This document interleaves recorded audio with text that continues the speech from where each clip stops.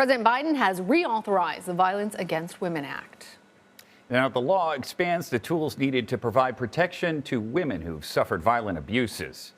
Congress has made considerable progress in addressing that violence that many women experience at the hands of acquaintances, partners, and strangers.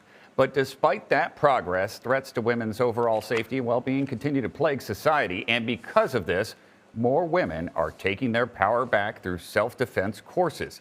And martial arts gurus are dedicated to help empower them. Joining us now for more on this is Hula and a 10th belt black teacher, Michelle Manu. Now, Michelle, I understand you had some family in Hawaii. You still have a home there. I grew up in Hawaii, so aloha. You teach the art of Hula. I heard, Carter. It's a rarely seen ancient Hawaiian combat discipline. It's known for its intricate techniques and use of weaponry. So what drew you into this style of martial arts? Well, first, happy Women's History Month. Thank you, Carter. Hi, Lana. Hi.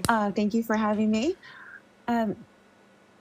It's just in my blood, I think. I think some of us have the DNA of being warriors and seeing injustices out there.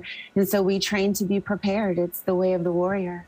Michelle, I love it's in your blood. You have a warrior in you.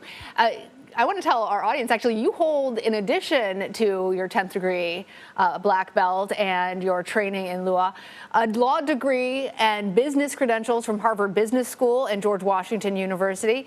I'm really interested to bring it a little bit back to what's happening right now from a legislative point of view. Do you think Congress is doing enough to protect women? And specifically, how do you feel about the Violence Against Women Act needing to be reauthorized every 5 years? Ooh, loaded question, Lana. I think it should just be a given. We see marginalized groups, communities, women, people of different genders, identification. I think we really need to support on a full-time basis, and I don't really understand why it needs to be renewed. I think VAWA, President Biden signing that into law on March 8th was a huge victory, I think, increasing services and supports and prevention and response, the actual grants that are allowed, increasing the healthcare response to domestic violence and sexual assault survivors. These are all things that should be a given in our community. To your question, we are our own hero. There may not be anyone that comes to save us. We must be prepared and not think that it's not going to happen to us. We must be aware.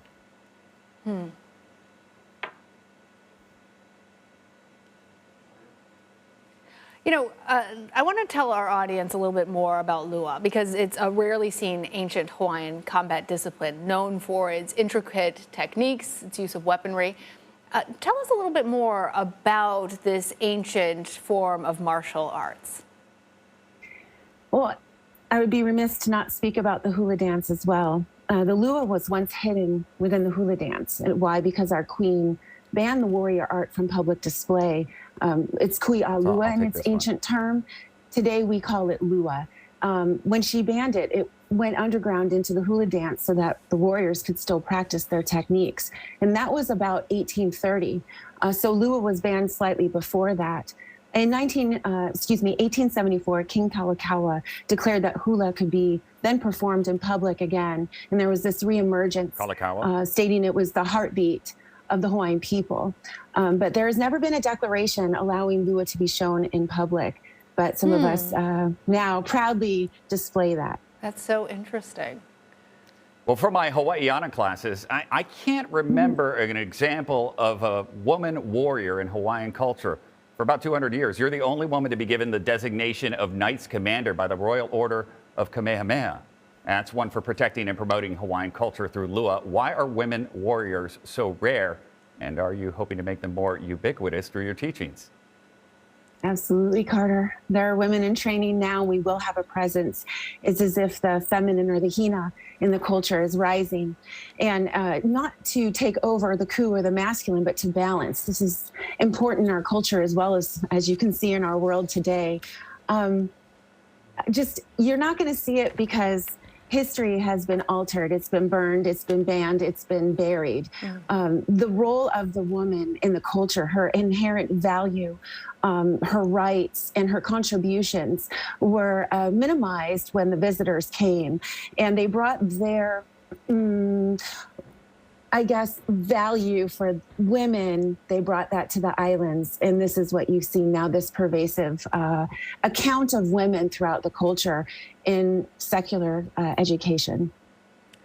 Michelle Manu. Yeah, I wanted to say how appreciative we are for you bringing that philosophy and that empowerment to all of us, especially as we are marking 1 year since the attack on the Atlanta spa and so many attacks on AAPI women. It's really important Michelle to hear Manu. from that. Yeah. Thank you. We really appreciate you joining us. Thank you for having me. Mahalo so much. Mahalo. Mahalo.